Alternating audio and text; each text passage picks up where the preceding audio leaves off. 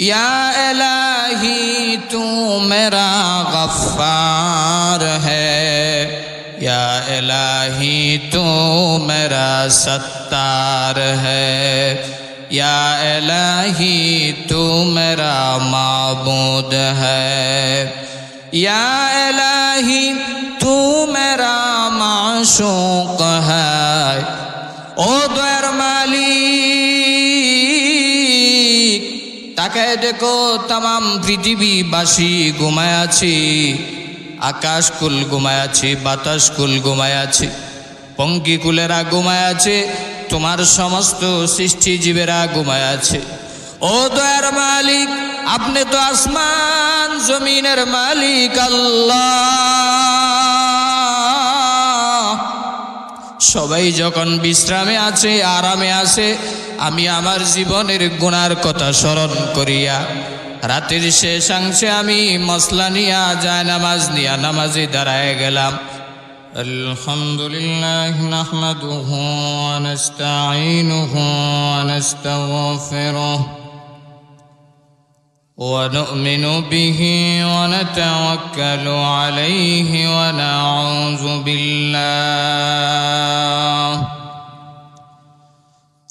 নাউযু بالله من شرور أنفسنا ومن سيئات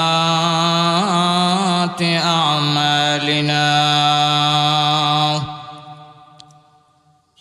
من يهده الله فلا مضل له ومن يضلله فلا هادي له،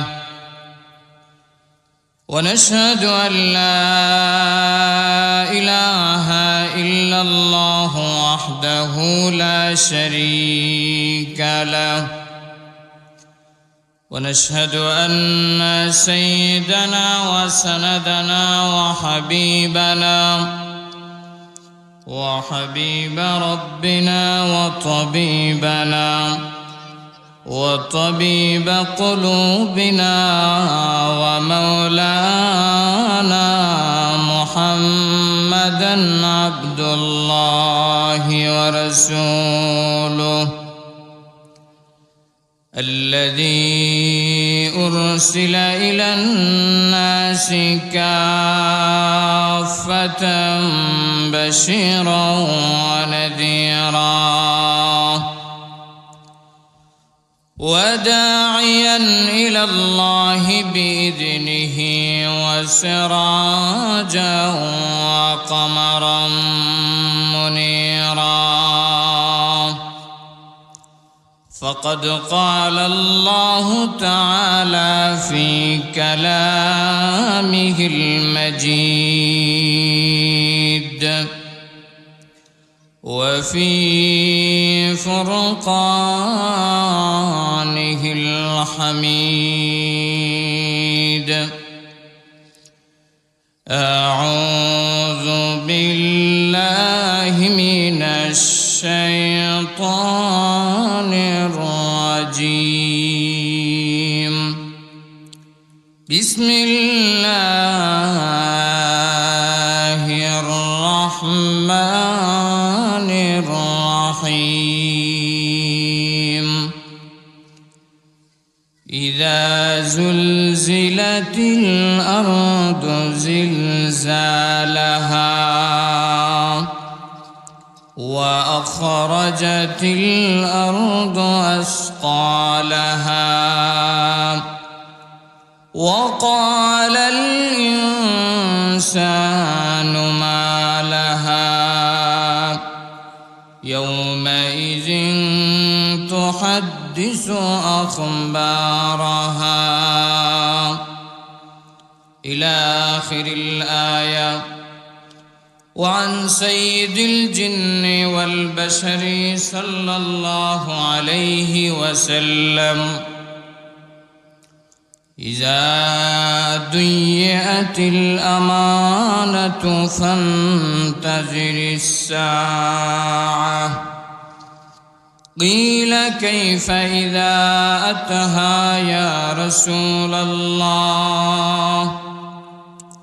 قال إذا وسد الأمر إلى غير أهله فانتظر الساعة أو كما قال النبي عليه الصلاة والسلام. وقال تعالى في شان حبيبه ومحبوبه ومعشوقه مخبرا وآمرا إن الله وملائكته يصلون على النبي يا أيها الذين آمنوا صلوا عليه وسلموا تسليما. জবান ছেড়ে সকলেই নামাজের দুরূদ পড়ি।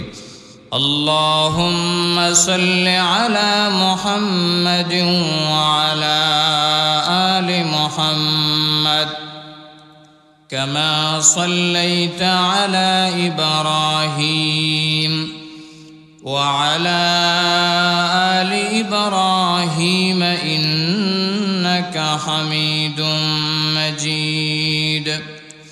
اللهم بارك على محمد وعلى آل محمد كما باركت على إبراهيم وعلى آل إبراهيم إنك حميد مجيد.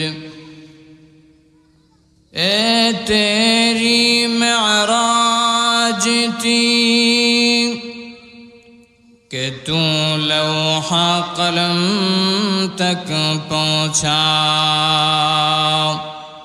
اور میرے معراج ہے میں تیرے قدم تک پہنچا. بلغ العلا بکمالہ کشف الدجا بجمالہ حسنت جمیع خصالہ صلوا علیہ وآلہ. میں عاشق مولا ہوں میرا عشق نرالا. میں عاشق مولا ہوں میرا عشق نرالا. اے جملہ جہاں جس کے تجلی سے اجالا. اے جملہ جہاں جس کی تجلی سے اجالا. شاہان جہاں سب ہے تیری در کے سوالی. شاہان جہاں سب ہے تیری در کے سوالی. او دل نہیں جو دل ہو تیری عشق سے خالی. او دل نہیں جو دل ہو تیری عشق سے خالی. আমাকে শহীদ করে সেই মিছিলে শামিল করে নিও. যেই মিছিলের নেতা আমির হামজা খুবাইব খাব্বাব আল্লাহর ছিল যারা অতি প্রিয়. শামিল করে নিও শামিল করে নিও. আমাকে শহীদ করে সেই মিছিলে শামিল করে নিও. যেই মিছিলের নেতা আমির হামজা খুবাইব খাব্বাব আল্লাহর ছিল যারা অতি প্রিয়. শামিল করে নিও শামিল করে নিও.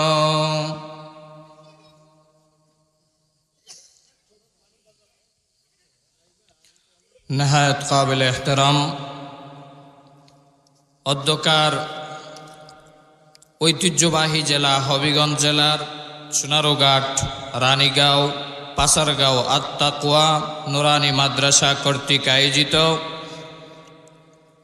বিশাল ওয়াজ ও দোয়ার মাহফিলের সম্মানিত সভাপতি মাদ্দাজিল্লাহুল আলিয়া, উপস্থিত সমবেত দিনদার ইমানদার মুরব্বিয়ানে আযম, যুবক ভাইয়েরা, পর্দার অন্তরালে অবস্থানগত অত্যন্ত শ্রদ্ধেয়া মা ও বোনেরা, সর্বপ্রথম মহান আল্লাহ পাক রব্বুল আলামিনের আলিশান দরবারে শুকরগুজার হচ্ছি, যে মহান আল্লাহ রব্বুল আলামিন আমাদেরকে এই দুর্যোগময় মুহূর্তে আল্লাহ পাক রব্বুল আলামিনদের আশিকিনদের মজলিস, শাকিরিনদের মজলিস, জান্নাতের বাগানের ভিতরে আসার বসার দ্বীনি কথাবার্তা বলার এবং শোনার সুযোগ করে দিলেন। সেই জন্য মালিকের দরবারে শুকরিয়া আদায় করে, কালিমাতুশ শুকুর আদায় করে বলছি আলহামদুলিল্লাহ। লক্ষ কোটি দুরুদ ও সালাম বর্ষিত হোক আল্লাহর সৃষ্টির প্রধান আকর্ষণ সৈয়দুল মুরসালিন, শফিউল মুজনবিন, দু জাহানের বাদশা নবী, প্যারা নবী, মহানবী মুহাম্মদুর রাসূলুল্লাহ সাল্লাল্লাহু আলাইহি ওয়াসাল্লামের উপর। সম্মানিত সুধী, আজকের এই মজলিস একটা জান্নাতের বাগান। এলাকাবাসীর জন্য এটা একটা গৌরব, সৌভাগ্যের বিষয়। প্রতিদিন এরকম জান্নাতের বাগানের সুযোগ করে দেওয়া হয় না। দূর দূরান্ত থেকে আলেম ওলামারা আসবেন, দিক নির্দেশনামূলক ওয়াজ নসিহত করবেন। আমি আপনাদের সামনে কিছু সময় দোয়া নেওয়ার জন্য বসেছি। যেহেতু আপনারা আমার সকলেই আত্মীয়, শ্বশুর বাড়ির লোক, এখানে বড় বড় বক্তারা আছেন, শায়খুল হাদিস, মুহাদ্দিস, বড় বড় বিজ্ঞ আলেমগণ আছেন, কথা বলবেন। আল আমরু ফাওকাল আদব হিসাবে কিছু সময় মুজাকারা করার নিয়তে বসেছি। তো ইনশাল্লাহ এখনও যারা এদিক সেদিক আসেন, চলে আসেন জান্নাতের বাগানের ভিতরে। সময়টাকে গনিমত মনে করে কাজে লাগানোর উদ্দেশ্যে বাড়িঘরে না থেকে সকলে ইনশাল্লাহ মাহফিলে চলে আসি। সর্বপ্রথম আমি অভিনন্দন এবং কৃতজ্ঞতা জানাবো বিশেষ করে আজকের এই মাহফিলের ইন্তেজাম কমিটি যারা উদ্যোগ নিয়েছেন, হজরতুল আল্লাম হজরত মাওলানা আব্দুল কুদ্দুস সাহেব আতাল আল্লাহু আমরাহু ওয়া বারাকাল্লাহু ফি হায়াতি, এবং আমার শ্রদ্ধেভাজন শ্বশুর হজরতুল আল্লাম মাওলানা আব্দুল ওয়াদুদ সাহেব বারাকাল্লাহু ফি হায়াতি, শ্বশুরদ্বয় উভয়সহ সকলের নেক হায়াত এবং সুস্থতা, সিহত আফিয়ত কামনা করি। মাহফিল ইন্তেজামিয়া কমিটির পক্ষে মাদ্রাসার আসাতিজায়ে কেরাম সহ এলাকাবাসী যারা চেষ্টা করেছেন, আল্লাহ সকলকে যেন কিয়ামতের কঠিন ময়দানে নাজাতের জরিয়া করেন। সবাই বলেন আমিন। আমি আপনাদের সামনে কোরআনে কারীমের 99 নম্বর সূরা, 99তম সূরা সূরাতুজ জিলজালের কয়েকখানা আয়াতে কারিমা তেলাওয়াত করেছি। রাসূল করিম সাল্লাল্লাহু আলাইহি ওয়াসাল্লামের অসংখ্য অগণিত হাদিসের ভান্ডার থেকে একখানা হাদিসের টুকরা পরিবেশন করেছি। অল্প কিছু সময় আলোকপাত করার চেষ্টা করব প্রাকৃতিক দুর্যোগ এবং ভূমিকম্প সম্পর্কে। যেহেতু আমাদের দেশে কয়েকদিন পূর্বেও আপনারা জানেন, গতকাল জুমার দিনের আগের জুমায় বাংলাদেশের উপর দিয়া 6.7 মাত্রায় বাংলাদেশের ভূপৃষ্ঠের 12 কিলোমিটার নিচ দিয়া ভূমিকম্প বয়ে গেছে। আর এই ভূমিকম্পটা আসে আল্লাহর পক্ষ থেকে বান্দাদের জন্য সতর্কবাণী হিসাবে। ভূমিকম্প সম্পর্কে আল্লাহ কোরআনে সূরাই নাজিল করে দিয়েছেন সতর্ক করার জন্য। ভূমিকম্প শব্দটা বাংলা ভাষায় ব্যবহৃত হয়, আমাদের হবিগঞ্জের ভাষায় বলে বৈশাল। কি বলেন, ঠিক কিনা? আর আরবি ভাষায় বলে জালজালাহ, আর বাংলা পরিভাষায় বলা হয় ভূমিকম্প। তো ভূমিকম্পই বলেন আর জালজালা বলেন আর বৈশাল বলেন, ভূমিকম্প কেন হয়, কারণ কি, সেই সম্পর্কে কিছু আলোকপাত করার চেষ্টা করব। ভূমিকম্প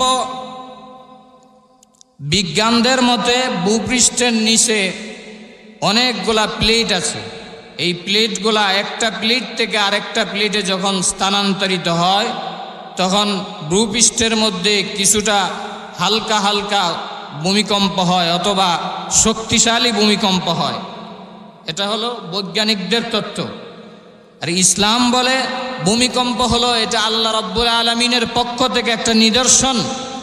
রাসূল করিম সাল্লাল্লাহু আলাইহি ওয়াসাল্লাম হাদিস শরীফের ভিতরেও বলেছেন, যখন কিয়ামতের পূর্ব লগ্ন হবে তখন বেশি বেশি ভূমিকম্প দেখা দিবে, আল্লাহর পক্ষ থেকে আযাব গজব দেখা দিবে।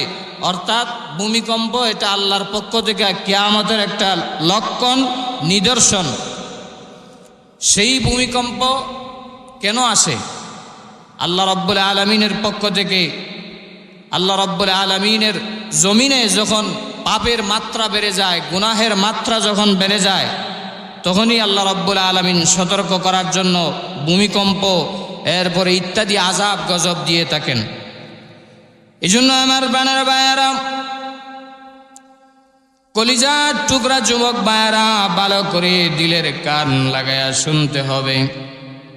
এই দুনিয়াটা ধ্বংসশীল দুনিয়া, একদিন ছিল না, আর ভবিষ্যতে এক সময় আসবে দুনিয়া থাকবে না।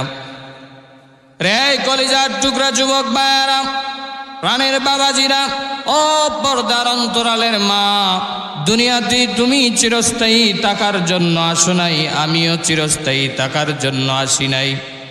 এই পৃথিবীকে মহান আল্লাহ রাব্বুল আলামিন এই পৃথিবীটাকে সাজিয়েছেন আকাশ দিয়া, জমিন দিয়া, গ্রহ নক্ষত্র দিয়া, সূর্য দিয়া, চন্দ্র দিয়া, আল্লাহ রাব্বুল আলামিন তারকারাজি দিয়া লাইটিং করেছেন, পৃথিবীকে সাজিয়েছেন মানবের জন্যে, দানবের জন্যে। আর মানব দানবকে মহান আল্লাহ সৃষ্টি করেছেন তার ইবাদত বন্দেগী করার জন্যে। রে কলিজার টুকরা যুবক ভাইয়েরা, এই পৃথিবী ধ্বংসশীল, একদিন ধ্বংস হয়ে যাবে, নশ্বর দুনিয়া শেষ হয়ে যাবে। এই পৃথিবী ধ্বংস হয়ে যাবে, আসমানগুলা কষে পড়ে যাবে, পাহাড়গুলা তুলার ন্যায় উঠতে থাকবে, তারকারাজিগুলা কষে কষে পড়বে, সবগুলা একদিন ধ্বংস হয়ে যাবে, পৃথিবী ধূলিসাৎ হয়ে যাবে।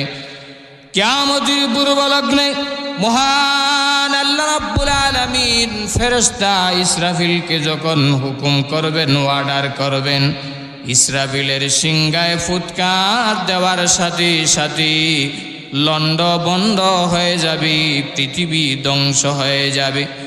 এই জন্য আমার প্রাণেরা ভাইয়েরা, আল্লাহ রাব্বুল আলামিন বলেন, ইযা জুলজিলাতিল আরদু জিলজালাহা, যখন জমিন কম্পনে ভূমিকম্প হবে, কম্পিত হতে থাকবে, তখনই কিয়ামত শুরু হয়ে যাবে। রে কলিজার টুকরা যুবক ভাইয়েরা, আপনি আমি এই দুনিয়াতে চিরস্থায়ী থাকার জন্য আসি নাই রে বাবা। দুনিয়াতে আজ আছে তো কাল থাকবো না। এই দুনিয়াতে মহান আল্লাহ রাব্বুল আলামিন তার ইবাদতের জন্য পাঠিয়েছেন, গোলামির জন্য পাঠিয়েছেন, দাসত্ব করার জন্য পাঠিয়েছেন। এই দুনিয়া চিরস্থায়ী নয়, আখিরাত হলো আমাদের চিরস্থায়ী ঠিকানা। এই জন্য আল্লাহ রাব্বুল আলামিন জানায় দেয়, এই পৃথিবী ধ্বংস হয়ে যাবে, এই পৃথিবী কিয়ামতের মাধ্যমে মহান আল্লাহ পরিসমাপ্তি ঘটাবে। এই জন্য আমার প্রাণেরা ভাইয়েরা, মান নবী, বিশ্ব নবী রাহমাতুল লিল আলামিন বলেন, রে মার উম্মতেরা, পৃথিবীতে কম্পন শুরু হয়ে যাবে, ভূমিকম্প শুরু হবে, আযাব গজব শুরু হয়ে যাবে। যখন পৃথিবীর ভিতরে 15টা আলামত দেখতে পাইবা, তখনই মনে করবা আল্লাহর পক্ষ থেকে আযাব গজব ভূমিকম্প শুরু হতে থাকবে। নাউজুবিল্লাহ। রে কলিজার টুকরা যুবক ভাইয়েরা, রাসূল আরবি সাল্লাল্লাহু আলাইহি ওয়া আলিহি ওয়াসাল্লাম তিরমিজি শরীফের 2211 নম্বর হাদিসের ভিতরে নবীজি জানায় দেয়, যদি এই 15টা আলামত যদি প্রকাশ পায় তাহলেই বুঝবা আর দেরি নয়, ভূমিকম্প হতেই থাকবে, আল্লাহর পক্ষ থেকে আযাব গজব নামতেই থাকবে। রাসূল আরবি সাল্লাল্লাহু আলাইহি ওয়াসাল্লাম বলেন, ক্বালান নবিয়্যু সাল্লাল্লাহু আলাইহি ওয়া আলিহি ওয়াসাল্লাম, ইযা তুখিজাল ফাইউ দুআলান।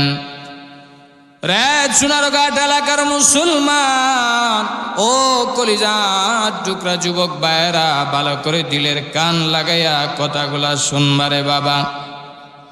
1 নম্বরে মান নবীজি বলেন, ইযা তুখিজাল ফাইউ দুআলান, যখন যুদ্ধ লগ্ন গনিমতের মালকে ব্যক্তিগত মালে যখন আত্মসাৎ করা হবে, তখনই তোমরা অপেক্ষা করো কিয়ামত সন্নিকটে এবং ভূমিকম্প আল্লাহর পক্ষ থেকে আসতেই থাকবে। নাউজুবিল্লাহ। রে কলিজার টুকরা যুবক ভাইয়েরা, 2 নম্বরে মায়ান নবীজি বলেন, ভূমিকম্প হবে ওই পৃথিবীতে, তখনই ভূমিকম্প শুরু হয়ে যাবে, ভূমিকম্পের জন্য অপেক্ষা করো। রাসূল বলেন, ওয়াল আমানাতু মাগনামা, যখন আমানতের খিয়ানত করা হবে তখনই ভূমিকম্প বাড়তে থাকবে। দেখেন তো 1400 বছর পরে নবীজির কথা কিরকম সত্য হয়ে যায়। আজকাল আমাদের সমাজে আমানতের খেয়ানত আছে না নাই? এমপি সাহেবের কাছে বাজেট দেওয়া হয়, বাজেট, রাস্তার জন্য বাজেট, ব্রিজের জন্য বাজেট, গরিব অসহায়ের বাজেট দেওয়া হয়। এমপির কাছে, চেয়ারম্যানের কাছে, মেম্বারের কাছে গরিব অসহায়ের বাজেট নিজের পেটে ঢুকায়। এমনকি গরিব অসহায়ের রাস্তা, খাল, বিল, ঘর বাড়ি, বাথরুমের টয়লেট পর্যন্ত নিজে খায়া ফেলায়। জুড়ে বলেন ঠিক না বেঠিক? এজন্য রাসূল বলেছেন, ওয়াল আমানাতু মাগনামা, আমানতের খিয়ানত যখন হবে তখনই তোমরা অপেক্ষা করো, ভূমিকম্প আল্লাহর পক্ষ থেকে আসতেই থাকবে। জুড়ে বলেন নাউজুবিল্লাহ। 2 নাম্বার। 3 নম্বরে রাসূল আরবি সাল্লাল্লাহু আলাইহি ওয়াসাল্লাম বলেন, রে মায়ার উম্মতেরা, আল্লাহর পক্ষ থেকে আযাব আর গজব আসতে থাকবে। রাসূল বলেন, ওয়াজ যাকাতু মাগরামা, যখন যাকাত দেওয়াকে মানুষ জরিমানা মনে করবে। রে মুরব্বী বাবাজিরা, ভালো করে খেয়াল করে শুনবা, আজকাল বড় লোকেরা যাকাত দিতে চায় না। আওয়াজ করে বলেন ঠিক না বেঠিক? বড় লোকেরা যাকাত দিতে চায় না। যাকাতকে মনে করে যদি যাকাত দেই টাকা মনে হয় কমে যাবে, সম্পদ কমে যাবে। বড় লোকেরা যদি ঠিক মতো যাকাত আদায় করত, আমার বাংলাদেশে গরিব অসহায় ভিক্ষুক থাকতো না। আওয়াজ করে বলেন ঠিক না বেঠিক? যাকাত দেয় না ঠিক মতো। যাকাত দিলেও এমনভাবে দেয়, পত্রিকার রিপোর্ট হলো উনি শিল্পপতি নেতা 500 লোককে শাড়ি দিবে, পত্রিকায় রিপোর্ট দিয়া দেয়। আগামী দিন 5000 লোকের সিরিয়াল, আর 500 শাড়ি নিতে গিয়া 2-3 জন আহত এবং নিহত কয়েকজন হয়ে যায়। জুড়ে বলেন ঠিক না বেঠিক? এটার নাম যাকাত দেওয়া না, এটার নাম হলো মানুষের সাথে ধোঁকা, প্রতারণা করা। জুড়ে বলেন ঠিক না বেঠিক? এই জন্য মায়ান নবীজি বলেছেন, শেষ জামানা এমন একটা সময় আসবে যখন মানুষ যাকাত দেওয়াকে জরিমানা মনে করবে যাকাত দিলে মনে হয় সম্পদ শেষ হয়ে যাবে, সম্পদ মনে হয় শেষ হয়ে গেল। তখনই তোমরা অপেক্ষা করবা, ভূমিকম্প আল্লাহর পক্ষ থেকে আযাব আর গজব আসতে থাকবে। নাউজুবিল্লাহ। 3 নাম্বার, 4 নম্বরে আমার বানার ভাইয়েরা, মায়ার নবী বিশ্ব নবী রাহমাতুল লিল আলামিন বলেন, রে উম্মতেরা, পৃথিবীতে তখনই ভূমিকম্প আসতে থাকবে, গজব আসতে থাকবে, আযাব আসতে থাকবে। রাসূল আরবি সাল্লাল্লাহু আলাইহি ওয়াসাল্লাম বলেন, ওয়া আতাআর রাজুলু ইমরাআতাহু। 4 নাম্বার, যখন দেখবা স্বামী তার স্ত্রীর আনুগত্য করবে। আওয়াজ করে বলেন, এটা আমাদের সমাজে আছে না নাই? আরো জোরে বলেন, আছে না নাই? স্বামী স্ত্রীর পূজা করবে। অবশ্য আপনাদের এলাকাতে যদিও এরকম মহিলা নাই, অন্য এলাকাতে এরকম মহিলা আছে। স্ত্রী হইয়া স্বামীকে টর্চার করে এবং স্বামীর উপর শাসন করে, ঘরের হোম মিনিস্টার তাকে স্ত্রী। এরকম পরিবার আছে না নাই? আরো জোরে বলেন, আছে না নাই? এমনও মহিলা আছে, বোঝা যায় এমন ভাবে ব্যবহার করে মনে হয় সোনারগাঁও থানার দারোগা হয়ে আছে। ঠিক না বেঠিক? যদিও আপনাদের পাশের গাঁও, রানীগাঁও, শাহপুর অর্থ এলাকার মহিলারা আবেদা, সালেহা, জাকেরা, শাকেরা, অন্য এলাকার মহিলারা এরকম আছে না নাই? আরো জোরে বলেন, আছে না নাই? এই জন্য আমার বানানো ভাইয়েরা, রাসূল আরবি সাল্লাল্লাহু আলাইহি ওয়াসাল্লাম বলেন, রে মায়ার উম্মতেরা, তখনই ভূমিকম্প হবে, আল্লাহর পক্ষ থেকে আযাব গজব শুরু হয়ে যাবে। যখন স্বামীরা স্ত্রীর দাসত্ব করবে, স্বামীরা স্ত্রীকে স্ত্রীর আনুগত্য যখন করবে, তখনই তোমরা আল্লাহর পক্ষ থেকে ভূমিকম্প আযাব গজবের অপেক্ষায় থাকো। নাউজুবিল্লাহ। রে কলিজার টুকরা যুবক ভাইয়েরা, মায়ার নবীজি সাল্লাল্লাহু আলাইহি ওয়াসাল্লাম 5 নম্বরে জানায় দেয়, ওয়াক্তা উম্মাহু, স্ত্রীর আনুগত্য করবে, অপরদিকে মায়ের নাফরমানি করবে। নাউজুবিল্লাহ বলবেন না? আরো জোরে আওয়াজ করে বলেন, নাউজুবিল্লাহ। স্ত্রীকে আপন বানায় নিবে আর মার নাফরমানি করবে। এরকম সন্তান আমাদের সমাজে এলাকায় আছে না নাই?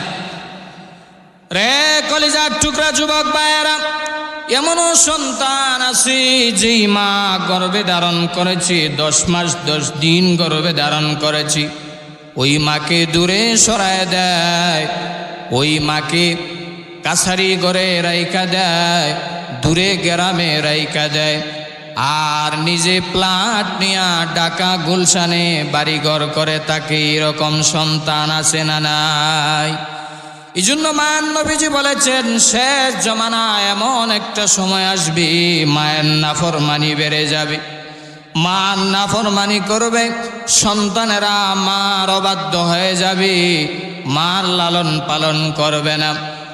কয়েক বছর আগে চট্টগ্রামে একটা ঘটনা হয়েছে। এক যুবক নিজের মা, গর্ভধারিণী মাকে নিজের হাতে পিস্তল দিয়া গুলি করে জাজরা করে দিয়েছে। নাউজুবিল্লাহ। চট্টগ্রামের ওই যুবক প্রথম গুলিটা মায়ের মাথা বরাবর যখন মারছে, আল্লাহর কি ওয়াস্তে প্রথম গুলিটা মিসগাইডেড হয়ে গেছে, লাগে নাই। দ্বিতীয় গুলিটা যখন, দ্বিতীয় রাউন্ডে আবার যখন মায়ের দিকে গুলিটা তাকাইছে মারার জন্য, মা ডাক দিয়া বলে, রে আমার কলিজা টুকরা সন্তান, যদি আমি তোমাকে কষ্ট দিয়ে থাকি, আমি যদি তোমার সংসারের বোঝা হই রে, আমি তোর সংসারে থাকবো না, দূরে কোথাও চলে যাব, তারপরে আমাকে জীবন ভিক্ষা দাও, আমাকে মারিও না, হত্যা করিও না। আমি তোকে 10 মাস 10 দিন গর্ভে ধারণ করেছি। রে সন্তান, আজ তুই আমাকে নিজের হাতে হত্যা করতে পারো না। আমি মা তোকে কষ্টে ধারণ করেছি, গর্ভে ধারণ করেছি। আল্লাহ বলেন, ওয়াসাইনাল ইনসানা বিওয়ালিদাইহি হামালাতহু উম্মুহু ওয়াহানান আলা ওয়াহান। জুড়ে বলেন আল্লাহু আকবার। আমার বানার ভাইরা, আল্লাহ রাব্বুল আলামিন বলেন, মা বাবার প্রতি তোমরা ইহসান করো, দয়ার আচরণ করো। হামালাতহু উম্মুহু ওয়াহানান আলা ওয়াহান, কারণ তারা তোমাকে গর্ভে ধারণ করেছে, কষ্টের পর কষ্ট সহ্য করেছে। আহারে কলিজার টুকরা যুবক ভাইয়েরা, জনম দুঃখিনী মা, যেই মা না হলে আজ আমরা পৃথিবীর আলো বাতাস সৌন্দর্য দেখতে পারতাম না। ওই মা 10 মাস 10 দিন গর্ভে ধারণ করেছে। যুবক ভাইয়েরা, মায়ের কথাটা একটাবার স্মরণ করো। হাদিস শরীফের ভিতরে এসেছে, মা এমনভাবে কষ্টের পর কষ্ট সহ্য করেছে, ডেলিভারির সময় মার যত ব্লাড যায়, ডাক্তার বলে, সায়েন্স বলে, এত রক্ত সাধারণ কোনো মানুষের যদি যায়, মানুষ আর বাঁচে না, মানুষ মৃত্যুবরণ করে। এই বালতি রক্ত যাওয়ার পরে তোমার চেহারাটা যখন মা দেখে, মায়ের মনের সব কষ্ট নিমিষেই দূরে সরে যায়। এই জন্য চুনারঘাট এলাকার মুসলমান, মাকে কখনো কষ্ট দিবা না রে যুবক। ও কলিজার টুকরা যুবক ভাইয়েরা, মাকে কখনো কষ্ট দিও না। এই জন্য শায়ের বলেন, খেদমতে মা দর পে দরে কুন সুবহ শাম, খেদমতে মা দর পে দরে কুন সুবহ শাম, তাকে বাসি দর্দ আলম নেক নাম, তাকে বাসি দর্দ আলম নেক নাম। জুড়ে বলেন আল্লাহু আকবার। আমার বেনার ভাইয়েরা, মা বাবার খেদমত যদি করতে পারো, আল্লাহ রাব্বুল আলামিন তোমাকে যুগ শ্রেষ্ঠ আউলিয়া বানায় দিবে। তোমাকে মানুষ দুনিয়া এবং আখিরাতে সম্মান করবে রে বাবা। আর যদি মা বাবার নাফরমানি করো, মা বাবার অবাধ্য যদি করো, তুমি যত বড়ই টাকাওয়ালা ধনাঢ্য লোক হও না কেন, হতে পারে ভবিষ্যতে এমন সময় আসবে তোমাকে আল্লাহ মানুষের হাতের জুতার বাড়ি খাওয়াইয়া লাঞ্ছিত করবে। ঠিক না বেঠিক? এই জন্য মায়ার নবীজি বলেছেন, ওয়াক্কা উম্মাহু, মায়ের নাফরমানি বেড়ে যাবে। কিয়ামতের পূর্বে এমন একটা সময় আসবে, মার নাফরমানি করবে, মার অবাধ্যতা বেড়ে যাবে। আমার প্রাণের ভাইয়েরা, রাসূল আরবি সাল্লাল্লাহু আলাইহি ওয়াসাল্লাম বলেন, তারপরে এমন একটা সময় আসবে, এমন একটা যুগ আসবে, রাসূল বলেন, ওয়া তুআল্লিমা লিগাইরিদ্দিন, মানুষ এলিম অন্বেষণ করবে কিন্তু দিন হাসিলের উদ্দেশ্যে না, আল্লাহকে তার রসুলকে রাজি খুশি করার জন্যে না। মানুষ দুনিয়ায় যাতে মানুষ তাকে আলেম বলে, বড় মুফতি বলে, বড় বক্তা বলে, অথবা দুনিয়া লাভের উদ্দেশ্যে মানুষ জ্ঞান হাসিল করবে, তখনই তুমি কিয়ামতের জন্য, আযাব গজবের জন্য অপেক্ষা করো। জুড়ে বলেন নাউজুবিল্লাহ। রে কলিজার টুকরা যুবক ভাইয়েরা, যত বড়ই আলেম, যত বড়ই মুফতি আর মুহাদ্দিস হও না কেন, মনের ভিতরে যদি দ্বীনের ইলম শিক্ষা করা যদি আল্লাহকে রাজি খুশি করার জন্য না হয়, ওই দিন হাসিল করার কোনো লাভ হবে না।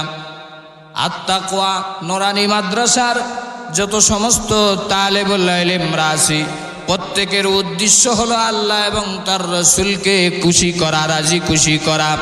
প্রত্যেকটা মাদ্রাসার ছাত্রদের উদ্দেশ্য হবে আল্লাহ এবং তার রসুলকে খুশি করা, এই জন্য দিন হাসিল করা। দুনিয়ার টাকা পয়সা ধন দৌলতির জন্য নয়। যখন আল্লাহকে রাজি খুশি করা ছাড়া অন্য উদ্দেশ্য হবে, তখনই জমিনে ভূমিকম্প আসতে থাকবে। নাউজুবিল্লাহ। আমার বানার ভাইয়েরা, রাসূল আরবি সাল্লাল্লাহু আলাইহি ওয়াসাল্লাম বলেন, ভূমিকম্প আসার 7 নাম্বার কারণ হলো ওয়াদনা সাদিকাহু, বন্ধু বান্ধবকে কাছে টানবে, বন্ধুকে আপন বানায় নিবে। আমার বানার ভাইয়েরা, এমন অনেক যুবক ভাইয়েরা আছে যারা মা বাবাকে ভুলে গিয়া বন্ধুকে আপন বানায় নিয়েছে। বাবার জন্য গিফট আনে না, বাবার জন্য উপহার সামগ্রী আনে না, কিন্তু বন্ধু বান্ধবের জন্যে দামি দামি গিফট এনে বন্ধুকে খুশি করে এরকম যুবক আছে না নাই? বন্ধুকে কাছে টানবে। আর 8 নাম্বার হলো ওয়াকসা আবাহু, বাবাকে দূরে সরাইয়া দিবে। বাবারে কাছারি করে রাইকা নিজে দামি প্লটে শুইবে, বন্ধু বান্ধবকে নিয়ে আড্ডা দিবে, সময় দিবে। বাবায় জিজ্ঞাসা করলে কথা বলার সময় নাই, বাবাকে সময় দিবে না, টাইম দিবে না। এরকম যুগ এখনো আসে নাই। আরো জুড়ে বলেন, আসে নাই? এই জন্য মায়ার নবীজি বলেছেন ওয়াকসা আবাহু, বাবাকে যখন দূরে সরায় দিবি আর বন্ধুকে যখন কাছে টানবে, তখনই মনে করবা কিয়ামত আর বেশি দূরে নাই। আল্লাহর পক্ষ থেকে আযাব, গজব, ভূমিকম্প আসতে থাকবে। নাউজুবিল্লাহ।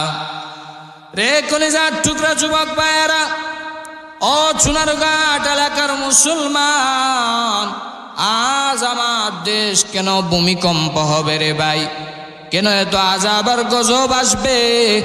যেই দেশ হলো 360 আউলিয়ার দেশ, যেই দেশ হযরত শাহজালালের দেশ, শাহপরানের দেশ, যেই দেশে লক্ষ লক্ষ আউলিয়া কেরাম আলেম ওলামারা শুয়ে আছে, যেই দেশে বিজ্ঞ ওলামায়ে কেরামরা আছে, যেরকম আপনাদের এলাকাতেও হাজারো হাজারো আলেম ওলামারা আছে, বাংলাদেশের আনাচে কানাচে আলেমদের পদাচারণা রয়েছে, এবং মাদ্রাসা মসজিদের অভাব নাই, তালিম তরবিয়তের অভাব নাই। তারপরও ভূমিকম্প কেন?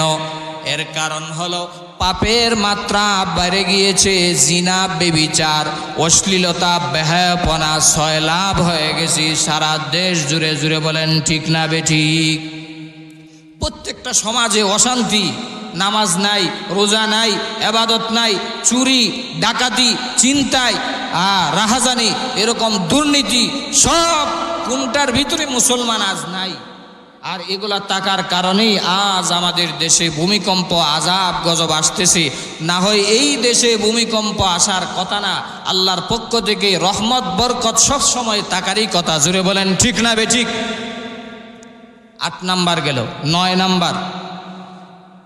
নম্বরে মায়ার নবীজি সাল্লাল্লাহু আলাইহি ওয়াসাল্লাম বলেন, রে মায়ার উম্মতেরা, পৃথিবীতে তখনই ভূমিকম্প আসবে, আযাব গজব আসবে যখন দেখবা, রাসূল বলেন, ওয়াজাহারাতিল আসওয়াতু ফিল মাসাজিদ, মসজিদগুলোতে যখন হট্টগোল বেড়ে যাবে, মসজিদরে যখন বাজারের মতো মানায়া নিবে, চিল্লা পাল্লা করবে, তখনই মনে করবা কিয়ামত আর বেশি দূরে নাই। বর্তমান সমাজে এরকম আছে না নাই? মসজিদ হলো ইবাদতের জায়গা, মসজিদ হলো নামাজ পড়ার জায়গা। সেখানে গিয়া চিল্লাচিল্লি, আওয়াজ জুড়ে, যেমন মনে হয় রানীগাঁও বাজারের মাছ বাজার চলতেছে। জুড়ে বলেন ঠিক না বেঠিক? কমিটির লোকেরা বউয়ের সাথে পারে না, ইমাম মুয়াজ্জিন খতিবদের সাথে গিয়া জুড়ে আওয়াজ করে গলা ফাটাইয়া ইমাম মুয়াজ্জিনদেরকে শায়েস্তা করে। এরকম মসজিদ আপনাদের এলাকাতে নাই, অন্য এলাকাতে আছে না নাই? আপনাদের এলাকাতেও আছে, দেখছেন? আমি বলছি নাই, আপনারাই বললেন আছে। যদি থাকে তাহলেই রাসূল বলেছেন ভূমিকম্প আসবে, আল্লাহর পক্ষ থেকে আযাব গজব নেমে আসবে। অথচ আমার প্রাণের ভাইয়েরা, মসজিদ হলো ইবাদতের জায়গা, নামাজের জায়গা। এখানে শুধু ইবাদত বন্দেগী হবে, আল্লাহকে ডাক দেওয়া হবে। আমার প্রাণের ভাইয়েরা, আমার প্রাণের বাবাজিরা, ও পর্দার অন্তরালের মা, দিলের কান লাগায়া কথা গলা শুনবা আমলের নিয়তি। মসজিদ ছিল ইবাদতের জায়গা। আজকাল দুঃখজনক বিষয় হলো সত্য, আমাদের সমাজে মসজিদে ইবাদতের সংখ্যা, নামাজির সংখ্যা কম না বেশি? জুড়ে বলেন কম না বেশি? এশার নামাজে যদি 1 রাকাত 2 রাকাত হয়, 2 কাতার 3 কাতার যদি এশার নামাজে হয়, ফজরের নামাজে গিয়া দেখবেন গ্রামের মসজিদগুলোতে 3 থেকে 4 জন মানুষ। ঠিক না বেঠিক? কোনো কোনো মসজিদে তো এরকমও হয়, ইমাম মুয়াজ্জিন ছাড়া মুসল্লি খুঁজে পায় না। ঠিক না বেঠিক? অথচ এমনও সময় গেছে অতীতে, মুরব্বী বাবাজিরা ফজরের নামাজের পরে বারিন্দাতে নামাজ শেষ হওয়ার সাথে সাথে কোরআন শরীফ নিয়ে বসে যাইত। মা বোনেরা, দাদিরা, নানিরা ফজরের নামাজের পরে কোরআন তেলাওয়াত করার জন্য চশমাটা নিয়ে বারিন্দাতে বসে যাইত, ঠিক না বে ঠিক? তখন শান্তি, সুখ, বরকত, রহমত ছিল, এ তো আযাব আর গজব ছিল না। আর আজকাল আমরা নামাজে আসা বন্ধ করে দিয়েছি। প্রত্যেকটা ঘরে ঘরে ফজরের সময় খবর নিয়ে দেখবেন এখন আর সূরা ইয়াসিন তেলাওয়াতের আওয়াজ শোনা যায় না। হয়তো ডিসের আওয়াজ, টিভির আওয়াজ, মোবাইলের আওয়াজ, আর না হয় ঘুমের নাক ডাকার আওয়াজ। জুড়ে বলেন ঠিক না বে ঠিক? যদিও আপনাদের এলাকাতে নামাজির সংখ্যা আছে, অন্য এলাকাতে আছে বিদায় বলতেছি। এই জন্য আমার প্রাণের ভাইয়েরা, রাসূল আরবি সাল্লাল্লাহু আলাইহি ওয়াসাল্লাম বলেছেন, সাবধান হয়ে যাও, মসজিদগুলাতে যখন হট্টগোল বেড়ে যাবে, যখন চিল্লা চিল্লি হবে, আওয়াজ হবে, তখনই ভূমিকম্প আল্লাহর পক্ষ থেকে আযাব গজব আসতে থাকবে। রে কলিজার টুকরা যুবক ভাইয়েরা, এমনও সময় ছিল রসুলের যুগে সাহাবায়ে কেরাম মসজিদেই পড়ে থাকতেন, সারা দিন রাত মসজিদেই পড়ে থাকতেন। আমি ভূমিকম্পের আলামত বলতে গিয়া 8 নাম্বার পর্যন্ত বলেছি, আমরা সংক্ষেপেই শেষ করে দিব। 9 নাম্বার আলামত বলছিলাম, রসুল করিম সাল্লাল্লাহু আলাইহি ওয়াসাল্লাম বলেছেন, যখন মসজিদগুলাতে হট্টগোল শুরু হয়ে যাবে, চিল্লাচিল্লি হবে, নামাজে আইসা মানুষ কথাবার্তা বলবে, জোরে কথাবার্তা বলবে আল্লাহর ঘর মসজিদে, তখনই আল্লাহর পক্ষ থেকে আযাব গজব নেমে আসবে। জোরে বলেন নাউজুবিল্লাহ। এই জন্য আমার প্রাণের ভাইয়েরা, মসজিদকে ইবাদতের জায়গা বানায় দিতে হবে, মসজিদকে নামাজের জায়গা বানায় নিতে হবে। আজকাল আমরা নামাজ থেকে, ইবাদত থেকে দূরে সরে যাওয়ার কারণে আজ ভূমিকম্প আসতেছে। রে কলিজার টুকরা যুবক ভাইয়েরা, মুরব্বী বাবাজিরা, 5 ওয়াক্ত নামাজ পড়ি শুধু ক্ষান্ত হবেন না। এই শীতের রাত বড় লম্বা রাত, রাতটাকে কাজে লাগাও ইবাদতের মাধ্যমে। মায়ের নবীজি সাল্লাল্লাহু আলাইহি ওয়াসাল্লামের আল্লাহ রাব্বুল আলামিন সামনের পিছনের সব গুনাহ খাতা আল্লাহ মাফ করে দিয়েছিলেন। তারপরেও নবীজি ইবাদত করেছেন, সব সময় ইবাদত করেছেন, রাতের অধিকাংশ সময় ইবাদতের ভিতরে কাটায় দিয়েছেন। শীতের রাত পাওয়ার পরে রে কলিজার টুকরা যুবক ভাইয়েরা, মুরব্বী বাবাজিরা, শেষ রাত্রে মুসল্লাটা নিয়া মসজিদের একটা পাশে দাঁড়ায় যাও, তাহাজ্জুদের নামাজে দাঁড়ায় যাও, আর ডাক দিয়া বলো, ইয়া ইলাহি তু মেরা গফফার হ্যায়, ইয়া ইলাহি তু মেরা সত্তার হ্যায়, या इलाही तू मेरा माबूद है, या इलाही तू मेरा माशूक है। ओ द्वार मालिक,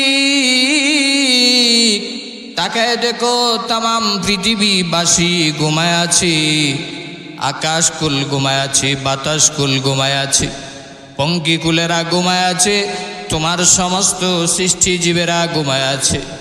ও দয়ার মালিক, আপনি তো আসমান জমিনের মালিক আল্লাহ। সবাই যখন বিশ্রামে আছে, আরামে আছে, আমি আমার জীবনের গুনার কথা স্মরণ করিয়া রাতের শেষাংশে আমি মসলা নিয়া জায়নামাজ নিয়া নামাজে দাঁড়ায় গেলাম। তাহাজ্জুদের নামাজ কমপ্লিট করে মালিকের দরবারে 2 কানা হাত বিছিয়ে দাও, ডাক দিয়া বলো, দয়ার মালিক, আমার চাইতে বড় গুনাহগার না খানদান পাপিষ্ঠ আসমানের নিচে জমিনের উপরে আর কেউ নাই। ও দয়ার মালিক, আজ আমি তোমার কাছে সব গুনার জন্য মাপ চাইতেছি। আমার হাতের গুনাহ, পায়ের গুনাহ, জবানের গুনাহ, অন্তরের গুনাহ, গুনাহ করতে করতে আমার শরীর বডি সব নাপাক করে ফেলেছি। তুমি যদি মাপ না করো, আমার তো যাওয়ার জায়গা নেই। ও দয়ার মালিক, তাহাজ্জুদের বিছানায় হাত উঠাইলাম, রব্বুল আলামিন তো তাহাজ্জুদের সময় বান্দার সবচেয়ে কাছে চলে আসে। এই জন্য বড় বড় বুজুর্গরা, ওলামায়ে কেরামরা শুধু 5 ওয়াক্ত নামাজ পড়তেন না, তারা সাথে তাহাজ্জুদের নামাজও পড়তেন। এই যে বয়োজ্যেষ্ঠ মুরব্বী আলেম আমার পাশে বসে আছেন, ওনাদেরকে জিজ্ঞাসা করে দেখেন, 5 ওয়াক্ত নামাজ পড়লেই শুধু হবে না, এই জন্য 6 ওয়াক্ত নামাজ পড়তেন বুজুর্গরা। এই জন্য বলেছেন যে পড়বে তাহাজ্জুদ তার হবে ইমানটা মজবুত। জুড়ে বলেন না সুবহানাল্লাহ। যারা তাহাজ্জুদ পড়বে সরাসরি মহান আল্লাহ তাদের সাথে বন্ধুত্ব করবেন। সুবহানাল্লাহ। এই কলিজার টুকরা যুবক ভাইয়েরা, গুনার কথা স্মরণ করে মাওলার দরবারে যদি মাপ চাইতে পারো, মহান আল্লাহ তো দয়ার সাগর। আল্লাহ রাব্বুল আলামিনের নাম গাফফার, আল্লাহর নাম রহমান। আল্লাহ চাইলে তোমাকে মাফ করে দিতে পারে।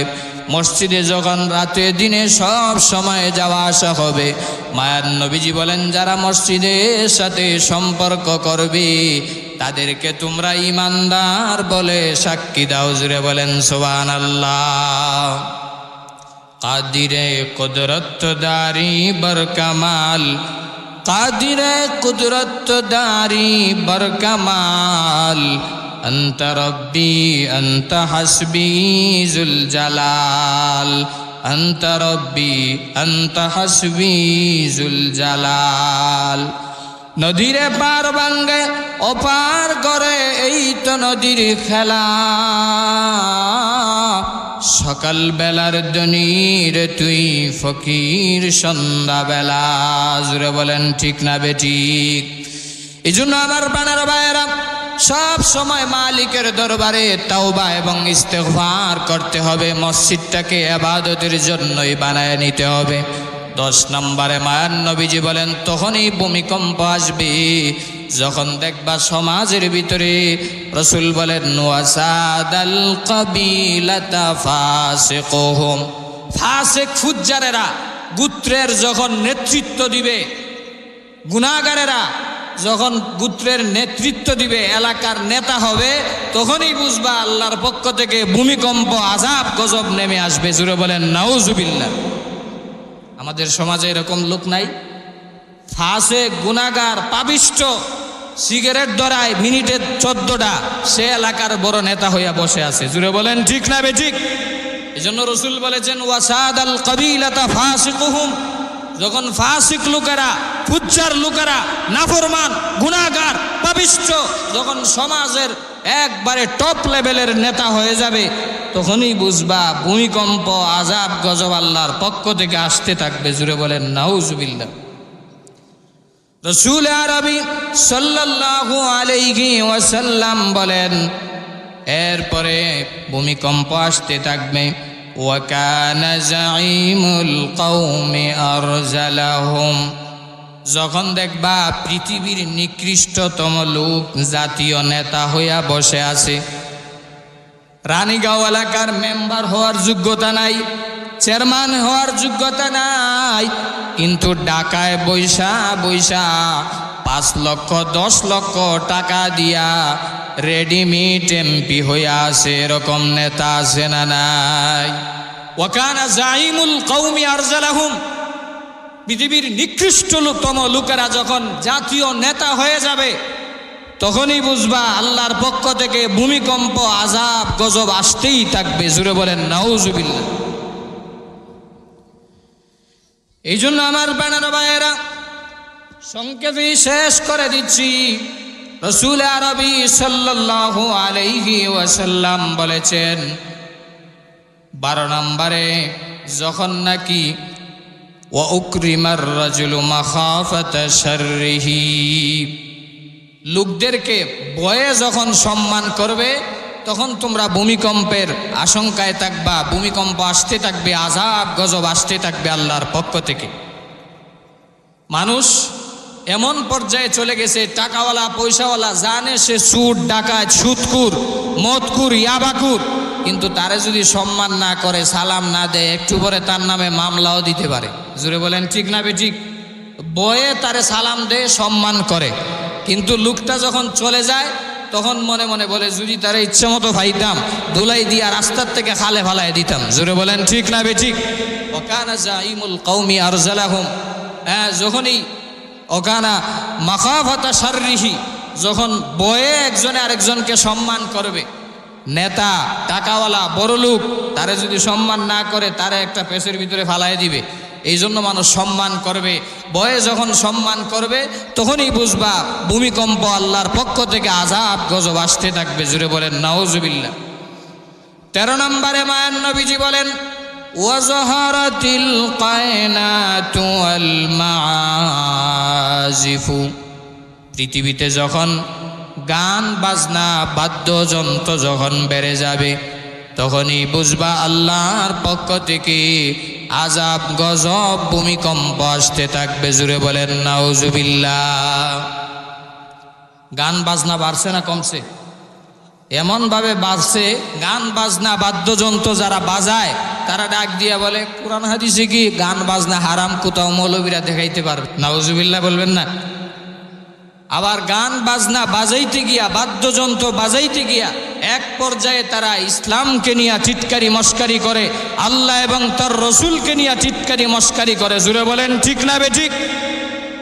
এই জন্য রসুল বলেছেন যখন এমন সময় আসবে গান বাজনা বাদ্যযন্ত্র গায়িকা নায়িকা যখন বেড়ে যাবে তখনই আল্লাহর পক্ষ থেকে আযাব গজব নেমে আসবে। ও চুনারঘাট এলাকার মুসলমান, পরিষ্কার ভাষায় বলতে চাই, আপনারা জানেন এক বাউল নামক ফাউল আবুল সরকার, যে নাকি আল্লাহর বিরুদ্ধে কটাক্ষ করেছে, আল্লাহকে নিয়ে ব্যঙ্গচিত্র করেছে। জুড়ে বলেন নাউজুবিল্লাহ। সে গান বাজায়, সে গান বাজাক, তাতে আমাদের কোনো বাধা নাই। তুমি যদি গুনাহগার হইতে চাও মন চায় করো, কিন্তু আমার রসুলকে নিয়া, আমার ইসলাম নিয়া, আমার কোরআন নিয়া, হাদিস নিয়া যখন কথা বলবা, আল্লাহর বিরুদ্ধে যখন কথা বলবা, আল্লাহর জমিনে তাকার পরে আল্লাহর বিরুদ্ধে কথা বললে সে আর আল্লাহর জমিনে তাকার কোনো অর্ডার তার আর থাকতে পারে না। জুড়ে বলেন ঠিক না বেঠিক? এই জন্য আমরা পরিষ্কার ভাষায় বলতে চাই, যেই বাউল আবুল সরকার আল্লাহর বিরুদ্ধে কটাক্ষ করেছে, আল্লাহর নাম নিয়ে সে ব্যঙ্গচিত্র করেছে, বাউল ফাউলরা এমনভাবে তারা গান বাদ্য বাজনা বাজায়। আপনারা অনেকে বলবেন বাউলরা গান বাজায়, তাতে হুজুর আপনার সমস্যা কি? আমাদের সমস্যা নাই, কারণ তাদের ভাত খাওয়া এমনিই বন্ধ। এখন আর মানুষ গান বাজনার অনুষ্ঠানে যায় না, বাউলদের অনুষ্ঠানে যায় না। মানুষ এখন মাহফিলে আসে, আলোচনা শুনে, কোরআন প্রেমিকদেরকে ভালোবাসে। জুড়ে বলেন ঠিক না বেঠিক? গান বাজনা বাজাক, কিন্তু আল্লাহ এবং রসুলকে নিয়ে টাক্কা মস্কারি করে। বাউল সরকার বলেছে আল্লাহর নাকি, নাউজুবিল্লাহ, এই কথা আমার মুখ দিয়ে উচ্চারণ করা হবে না, আল্লাহর নাকি আগামাতা নাই। জুড়ে বলেন না নাউজুবিল্লাহ? আরো জুড়ে বলেন নাউজুবিল্লাহ। যেই বাউল সরকার বলেছে আল্লাহর আগামাতা নাই, সেই বাউল সরকারকে শুধু গ্রেফতার করলেই হবে না, তাকে তার জিহ্বা টান দিয়া ছিঁড়ে কুকুরকে খাওয়াইয়ে দিতে হবে। জুড়ে বলেন ঠিক না বেঠিক? তাকে অতি সত্বর দ্রুত ফাঁসির কাস্টে ঝুলাইতে হবে। জুড়ে বলেন ঠিক না বেঠিক? আমি সংক্ষেপেই সেরে শেষ করে দিচ্ছি, যেহেতু বক্তা চলে এসেছেন। আমি সর্বশেষ যেই কথা বলতে চাই, এই সমাজে আজ দুর্নীতি, খুন, রাহাজানি, পাপিষ্ঠ নালায়েকেরা এমনভাবে চুরি এবং দুর্নীতি করে দেশকে লুটপাট করেছে, এই জন্য আজ আমাদের দেশে ভূমিকম্প হচ্ছে।